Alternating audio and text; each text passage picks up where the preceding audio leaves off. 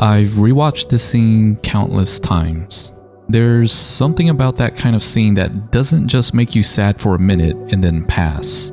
It sticks because it hits a part of the brain that's usually protected by distance. Most of the time, tragedy is over there. It belongs to someone else. It's on the news, or it's in a story, or it's something you hear about and then move on because you're allowed to. But when you're watching a woman show up to an appointment expecting to leave with a normal day and instead gets told your baby has no heartbeat, that distance collapses. The show doesn't let you escape into melodrama or convenient comfort. It forces you to sit with the moment where a person's future gets ripped up in real time. For me, it's less about the details of the plot and more about what it exposes, how fragile our normal really is. You watch her walk in with her own mental script already running. She's got questions, nerves, maybe a little excitement, maybe some annoyance about waiting, and then her whole script gets deleted. And what's left isn't just grief. It's confusion, humiliation, panic, disbelief, and this weird sense of being trapped in your own body because your body is the location of the loss. It's not a loss that happens somewhere outside of you. It's inside you, and you can't step away from it for a second. And then you add the way the doctor handles it. Seok-hyung is quiet, steady, direct. He doesn't crowd her with words. He doesn't rush. He gives her a space in a room that suddenly feels like it's the only place in the world that exists. He hands her a tissue and tells her to stay as long as she needs. That's such a small action, but it's so important because it's basically the opposite of how the world usually responds to grief. The world is built to keep moving. People get uncomfortable. They want you to wrap it up. They want you to be okay quickly because your pain makes them feel powerless. Watching him tell her she can take up space without apologizing makes you realize how rare that permission is. There is also the social aspect of it, the way grief doesn't stay contained. The show frames it so you can feel the ripple effect outside the room. A hallway full of other pregnant mothers who were impatient a moment ago, and then they hear her sobbing and everything changes. People quiet down, they wait, they understand without being told. And that's amazing in its own way because it forces you to recognize how everyone in that hallway is living with the same fear, even if they don't talk about it. Pregnancy is supposed to be hopeful, but it's also this daily negotiation with uncertainty that nobody wants to acknowledge out loud. This scene drags that unspoken fear out into the open. For me, it also triggers this uncomfortable reflection on how we mentally organize outcomes. We walk around pretending life is basically fair, and if you do the right things, you get the right results. You eat right, go to the doctor, follow the rules, and you'll be okay. It keeps anxiety manageable. It's how people sleep at night. And then a scene like this shows you a situation where none of that matters. She didn't fail. The world just did what it does sometimes. And that's the kind of truth that can make you feel like it's unfair, because it doesn't just apply to pregnancy, it applies to everything. It forces you to admit that the ground under you is not guaranteed. There's also something deeply unsettling about how grief can be immediate and delayed at the same time. In a moment like that, I imagine your brain can't process it all at once.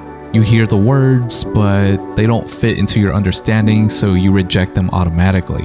You want them repeated. You want them explained. You want someone to tell you it's a mistake. And then you realize it isn't, and the next problem is that reality doesn't stop. The hallway exists. The nurses exist. Time exists. Other people are waiting for their appointments. This huge thing just happened to you, and the hospital keeps functioning like a hospital.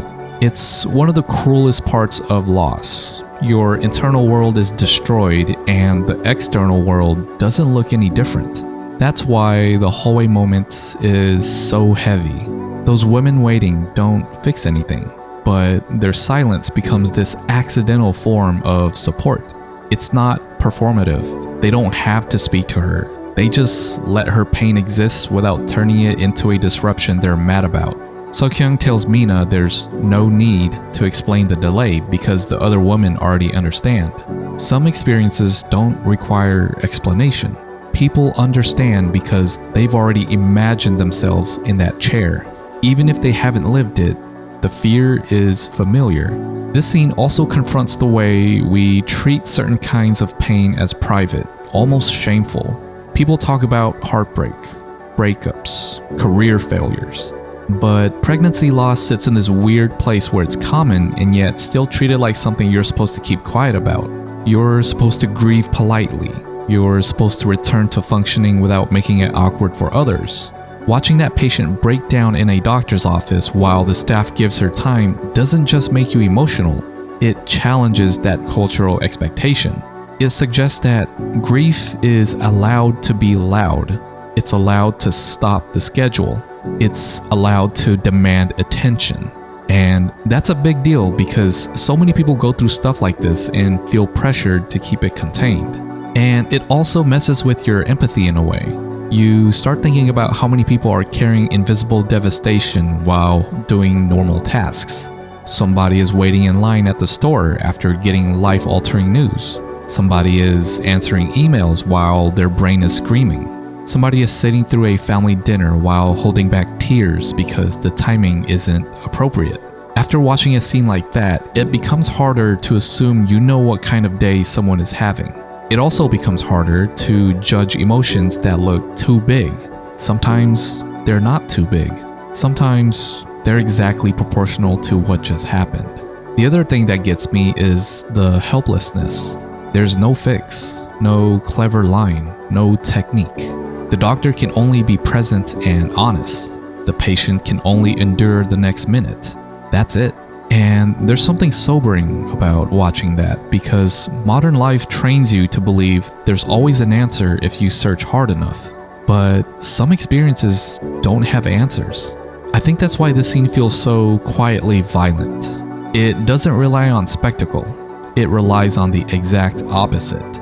Restraint, pauses, the emptiness after the sentence lands.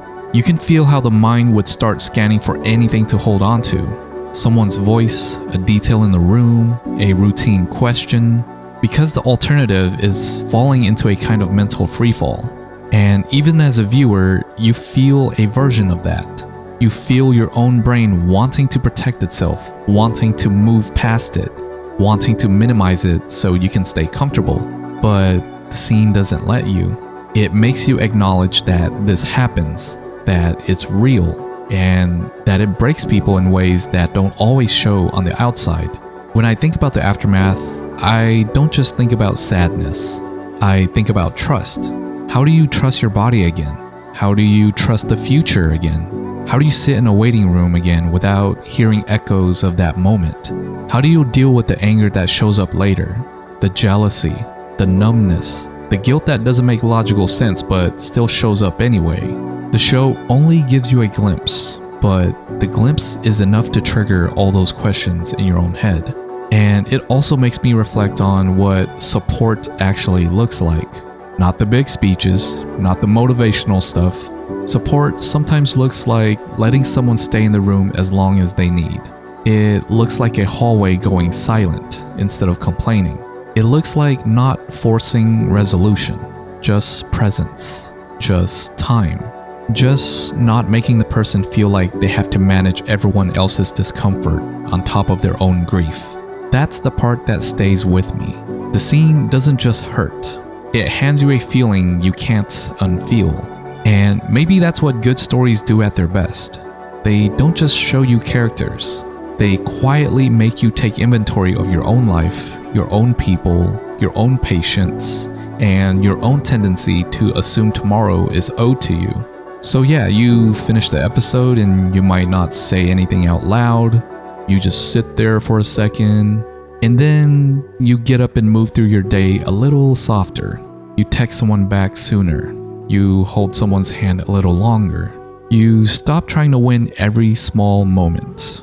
Not because you were suddenly enlightened, but because something in you remembers that none of this is promised, and that makes the ordinary parts of life feel worth treating like they matter.